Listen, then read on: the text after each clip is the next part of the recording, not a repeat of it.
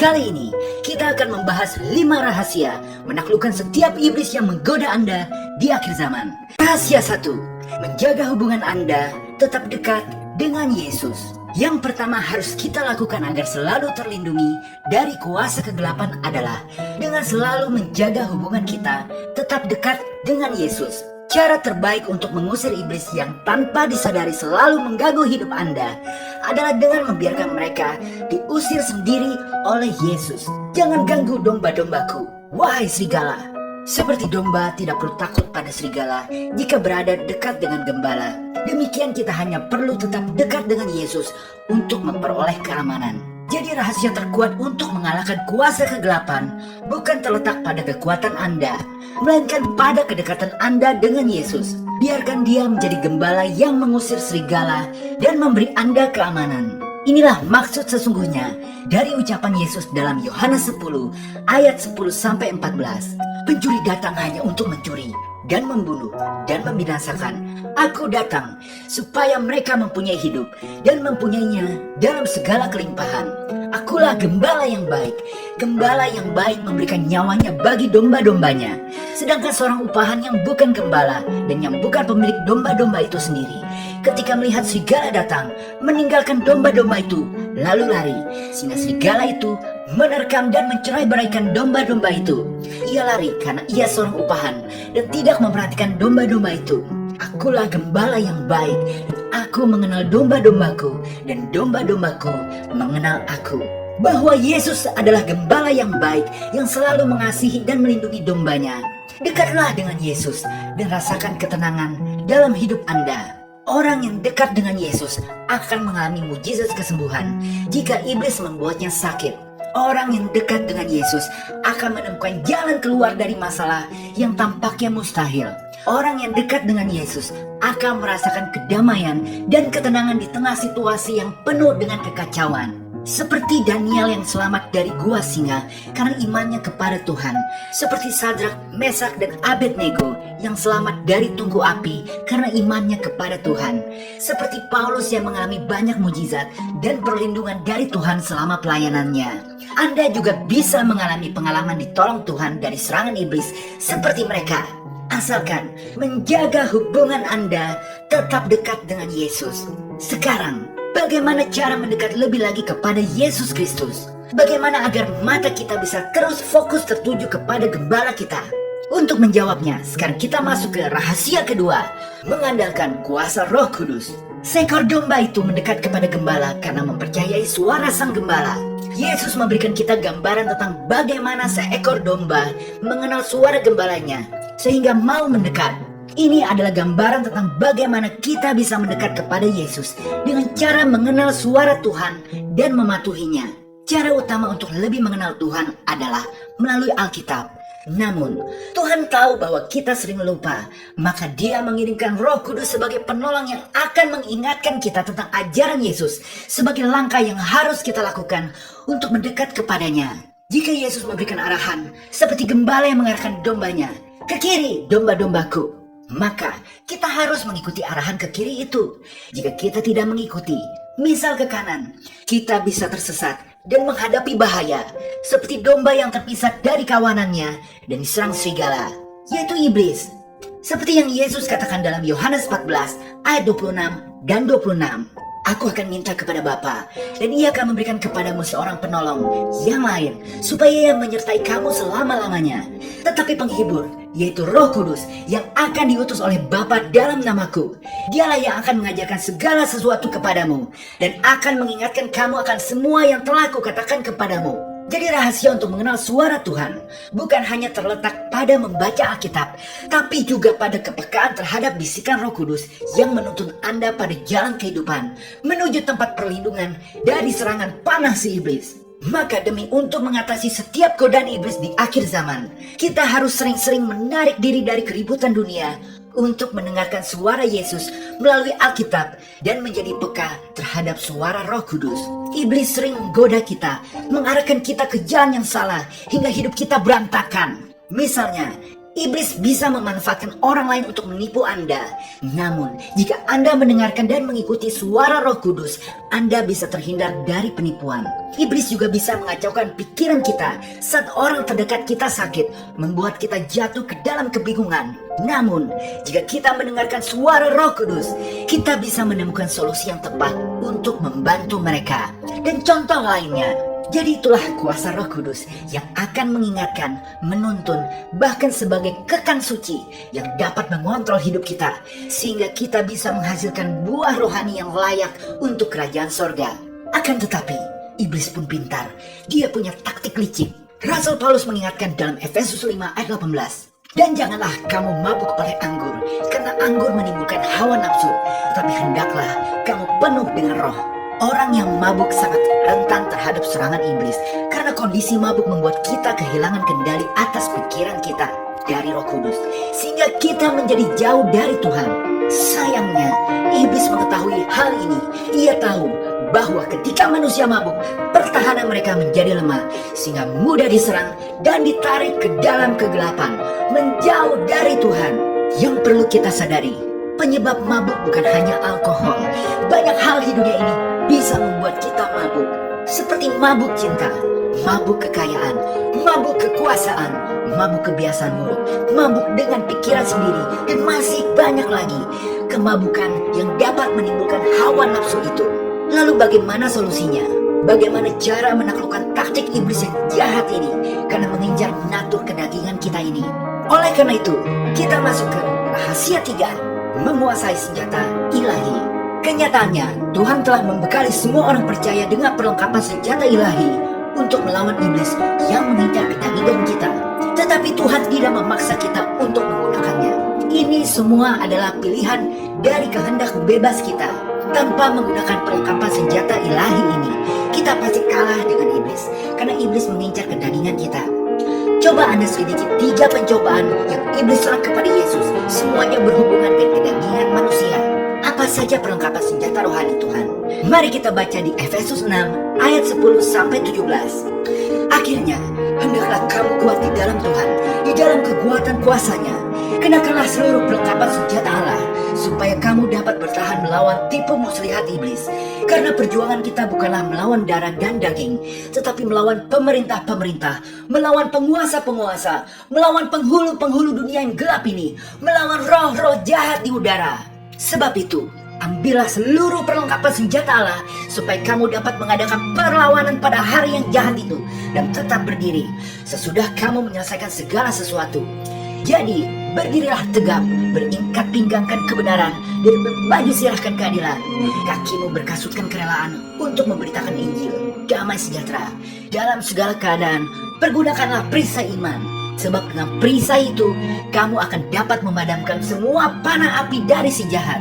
Dan terimalah ketapuan keselamatan dan pedang roh, yaitu firman Allah.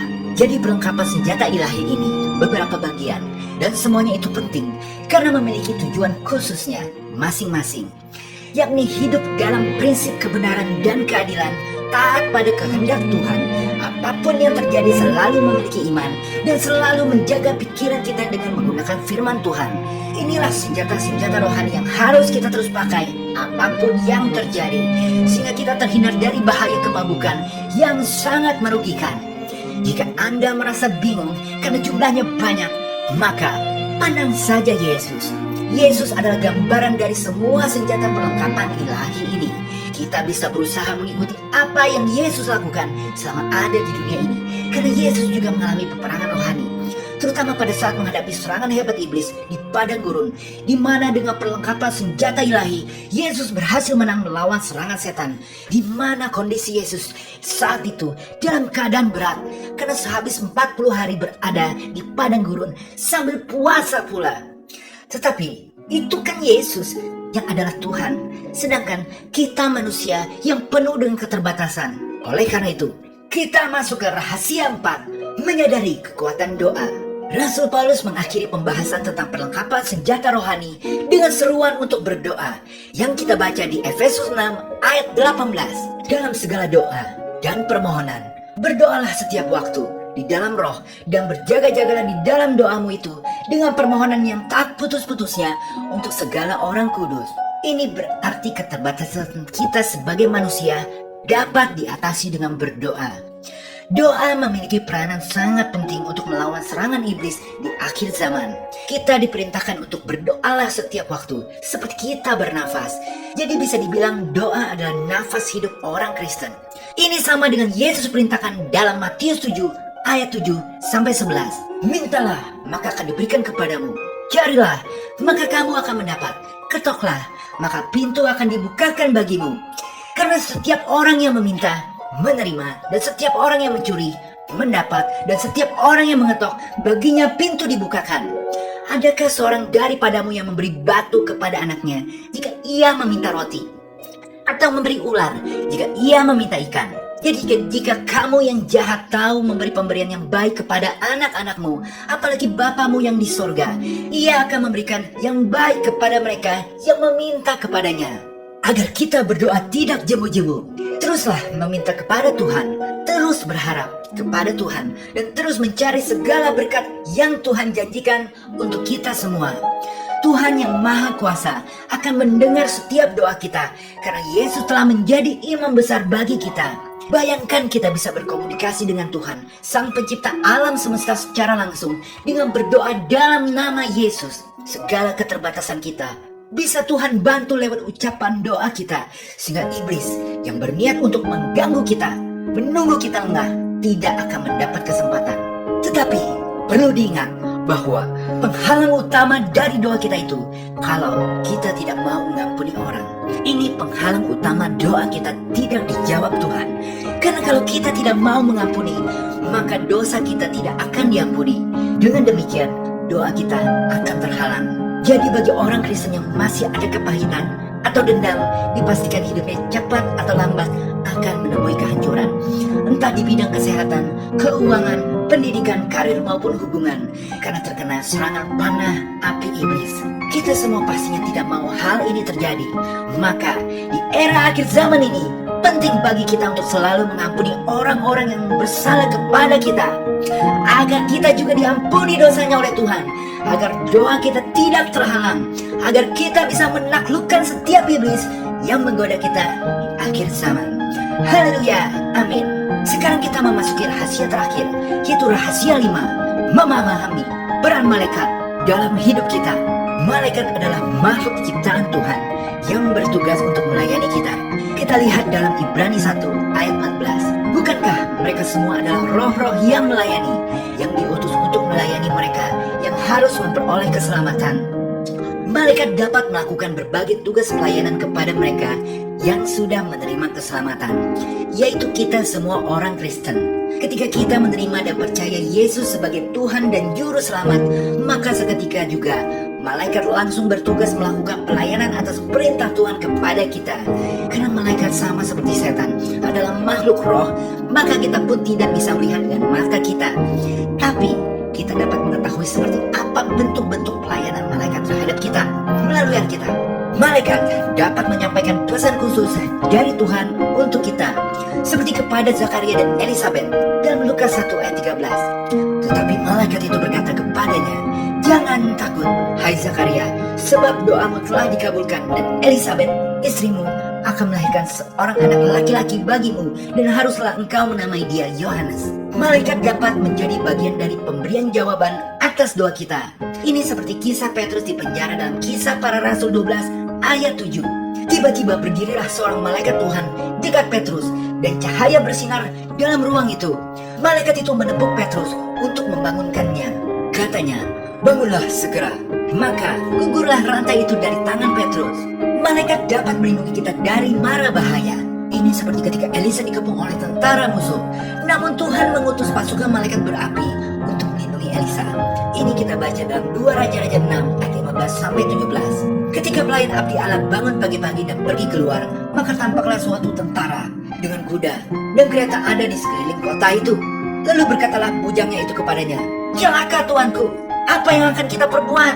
Jawabnya, "Jangan takut, sebab lebih banyak yang menyertai kita daripada yang menyertai mereka." Lalu berdoalah Elisa, Ya Tuhan, bukannya matanya supaya ia melihat.